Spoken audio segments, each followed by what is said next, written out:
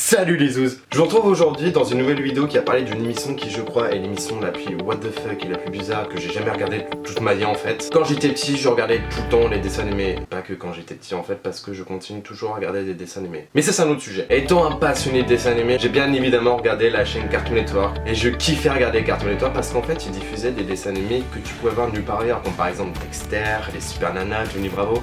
Et pour les vrais, ceux qui vraiment ont connu l'époque Cartoon Network, je suis sûr et certain que vous n'êtes pas passé à côté du dessin animé Ed plus Eddy, mais aussi de Courage, le chien froussard.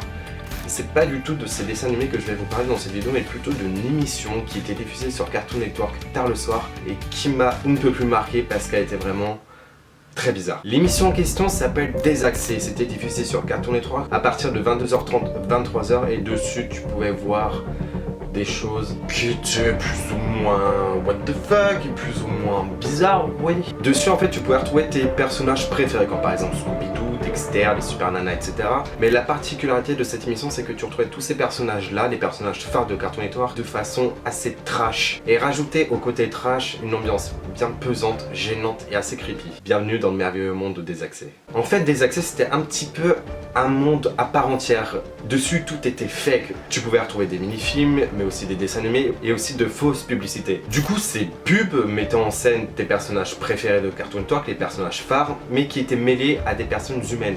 Ce qui accentue un petit peu le côté bizarre. Déjà rien que le fait que tu mélanges des personnes réelles avec des personnages de dessins animés, quand c'est fait de façon what the fuck, c'est assez creepy. Et du coup, ça te mettait un petit peu mal à l'aise parce que tu voyais des gosses et puis aussi des grandes personnes qui parlaient tranquillement avec Dexter ou avec Johnny Bravo. Et ça foutait mal à l'aise. Mais c'était l'objectif en fait. L'objectif de Désaxé, c'était de te foutre mal à l'aise. Et ben ça marchait carrément. Et tu rajoutes à ça en fait que l'émission était complètement en anglais. C'était diffusé en France, hein, c'était sur Cartoon Network français, mais l'émission en elle-même était en anglais. Donc si tu t'attendais à regarder un petit dessin animé tranquillement, eh ben t'es dans la merde parce que c'est en anglais. Et si du coup tu parles aucun mot anglais, tu te démerdes.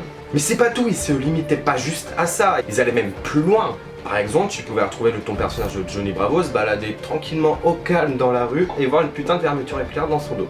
Pourquoi une fermeture éclair? Parce qu'en fait c'est pas Johnny Bravo que tu voyais, mais plutôt une personne humaine comme vous et moi qui était déguisée en Johnny Bravo. Est-ce que là tu sens un petit peu l'ambiance bien creepy de l'émission, l'ambiance bien chelou. En fait, leur principal objectif c'était de rendre trash les dessins animés que tu pouvais voir sur Cartoon Network parce qu'il faut savoir que ces dessins animés c'était diffusé tard le soir et du coup c'était pas destiné au jeune public. Du coup quand t'es gosse et que tu vois ça, t'as un petit peu les jetons en fait. Je me rappelle d'un dessin animé qui était diffusé sur Désaxé qui mettait en scène Droopy et Loulou. Droopy dans la vie de tous les jours il ressemble à ça.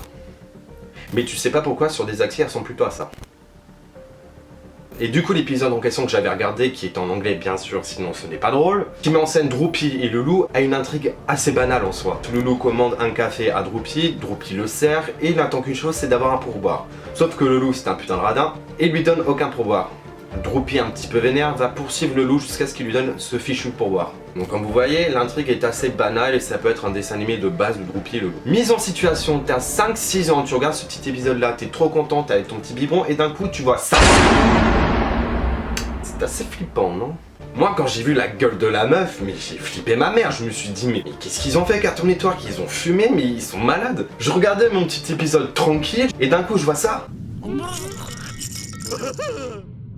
Je vous assure que quand t'as 5-6 ans et que tu vois ça, t'es un petit peu traumatisé parce que tu t'y attends pas à voir ça en regardant un épisode de Droopy et Loulou. Mais c'est justement ça Désaxé, c'est ça le but de Désaxé, c'est de te mettre mal à l'aise, c'est de te faire flipper, c'est justement de te déstabiliser. Mais si vous pensez vraiment que le côté étrange et bizarre de l'émission s'arrête à ça, eh ben pas du tout. Parce qu'il faut savoir qu'aujourd'hui il n'y a plus aucune trace de l'émission Désaxé. Il n'y a ni photo, ni archives, ni vidéo.